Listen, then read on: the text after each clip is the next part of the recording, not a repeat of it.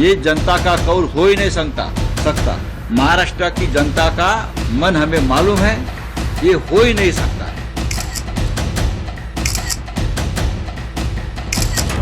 महाराष्ट्र विधानसभा चुनाव में बीजेपी नीत महायुति गठबंधन को जीत दिलाई है और महाविकास अघाड़ी को इन वोटों में हार का मुंह देखना पड़ा है। और इस हार के बाद महाविकास अघाड़ी के नेताओं की तरफ से आवाज उठाई जा रही है कि इन वोटों में कुछ गोलमेल जरूर हुआ है, जिस वजह से ये जो नतीजे सामने आए हैं वो गलत आए हैं।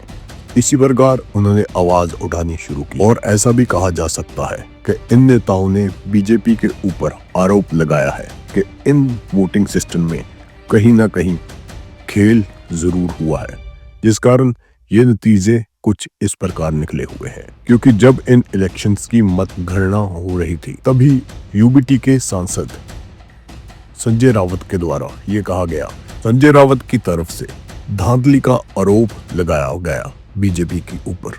उन्होंने कहा कि बैलेट पेपर पर दोबारा चुनाव होने चाहिए कि ये जो नतीजे निकले हैं ये गलत है।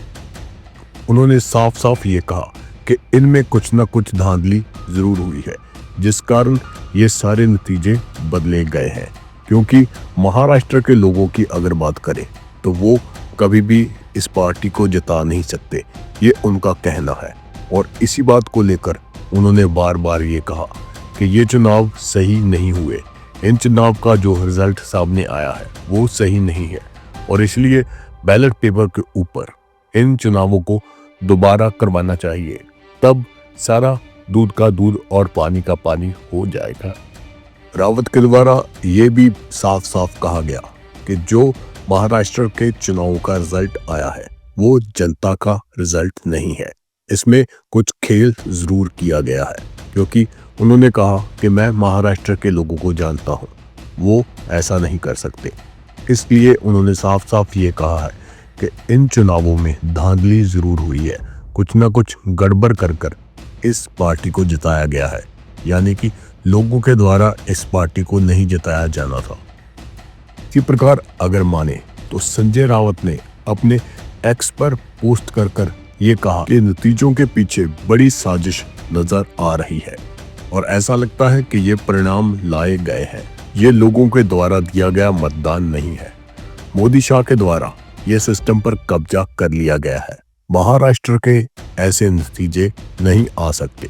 और इसी प्रकार महाराष्ट्र के चुनाव पर कांग्रेस नेता अजय राय के द्वारा भी ये बात कही गई, चुनावी अखंडता पर रोष प्रगटाया गया। उनके द्वारा भी यही कहा गया कि वोटिंग सिस्टम को हाईजैक किया गया है और इसी प्रकार ये नतीजे लाए गए हैं।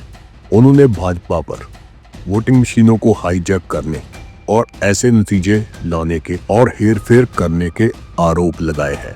और साथ ही में उन्होंने ये भी कहा कि भाजपा ने अपने अनुसार नतीजे लाने के लिए जो भी संसाधन यूज किए जा सकते थे उन्होंने यूज किए हैं। और रागिनी नाइक के द्वारा भी यही कहा गया है कि चुनावी मशीनरी को हाईजैक किया गया है, जो कि बीजेपी की तरफ से किया गया है और ये लोगों का फैसला नहीं है, ये सरकारी मशीनरी में किया गया हेरफेर का नतीजा है। भाजपा ने महाराष्ट्र में ईवीएम पर पूरा कब्जा कर लिया है।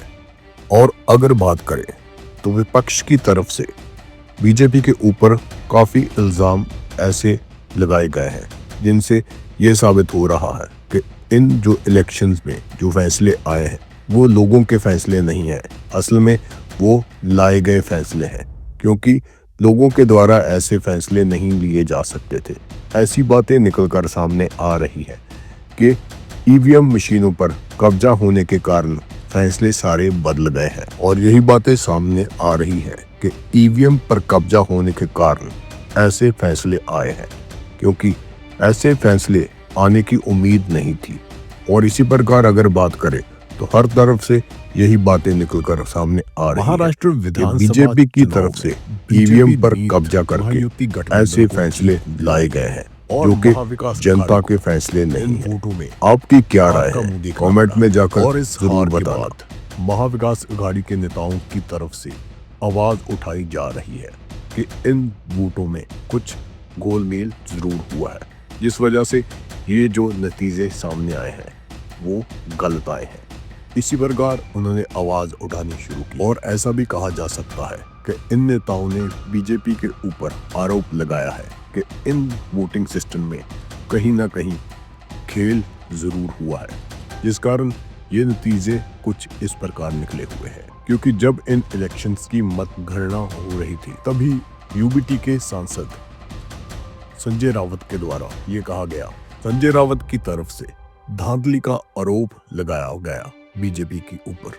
उन्होंने कहा कि बैलेट पेपर पर दोबारा चुनाव होने चाहिए कि ये जो नतीजे निकले हैं ये गलत है। उन्होंने साफ साफ ये कहा कि इनमें कुछ ना कुछ धांधली जरूर हुई है, जिस कारण ये सारे नतीजे बदले गए हैं। क्योंकि महाराष्ट्र के लोगों की अगर बात करें तो वो कभी भी इस पार्टी को जिता नहीं सकते, ये उनका कहना है। और इसी बात को लेकर उन्होंने बार बार ये कहा कि ये चुनाव सही नहीं हुए, इन चुनाव का जो रिजल्ट सामने आया है वो सही नहीं है और इसलिए बैलेट पेपर के ऊपर इन चुनावों को दोबारा करवाना चाहिए, तब सारा दूध का दूध और पानी का पानी हो जाएगा। रावत के द्वारा ये भी साफ साफ कहा गया कि जो महाराष्ट्र के चुनाव का रिजल्ट आया है वो जनता का रिजल्ट नहीं है, इसमें कुछ खेल जरूर किया गया है। क्योंकि उन्होंने कहा कि मैं महाराष्ट्र के लोगों को जानता हूँ, वो ऐसा नहीं कर सकते। इसलिए उन्होंने साफ साफ ये कहा है कि इन चुनावों में धांधली जरूर हुई है, कुछ ना कुछ गड़बड़ कर इस पार्टी को जिताया गया है, यानी कि लोगों के द्वारा इस पार्टी को नहीं जिताया जाना था। इसी प्रकार अगर माने तो संजय रावत ने अपने एक्स पर पोस्ट कर ये कहा कि नतीजों के पीछे बड़ी साजिश नजर आ रही है और ऐसा लगता है कि ये परिणाम लाए गए हैं, ये लोगों के द्वारा दिया गया मतदान नहीं है। मोदी शाह के द्वारा ये सिस्टम पर कब्जा कर लिया गया है, महाराष्ट्र के ऐसे नतीजे नहीं आ सकते। और इसी प्रकार महाराष्ट्र के चुनाव पर कांग्रेस नेता अजय राय के द्वारा भी ये बात कही गई, चुनावी अखंडता पर रोष प्रगटाया गया। उनके द्वारा भी यही कहा गया कि वोटिंग सिस्टम को हाईजैक किया गया है और इसी प्रकार ये नतीजे लाए गए हैं। उन्होंने भाजपा पर वोटिंग मशीनों को हाईजैक करने और ऐसे नतीजे लाने के और हेरफेर करने के आरोप लगाए हैं। और साथ ही में उन्होंने ये भी कहा कि भाजपा ने अपने अनुसार नतीजे लाने के लिए जो भी संसाधन यूज किए जा सकते थे उन्होंने यूज किए हैं। और रागिनी नाइक के द्वारा भी यही कहा गया है कि चुनावी मशीनरी को हाईजैक किया गया है, जो कि बीजेपी की तरफ से किया गया है और ये लोगों का फैसला नहीं है, ये सरकारी मशीनरी में किया गया हेरफेर का नतीजा है। भाजपा ने महाराष्ट्र में ईवीएम पर पूरा कब्जा कर लिया है। और अगर बात करें तो विपक्ष की तरफ से बीजेपी के ऊपर काफी इल्जाम ऐसे लगाए गए हैं जिनसे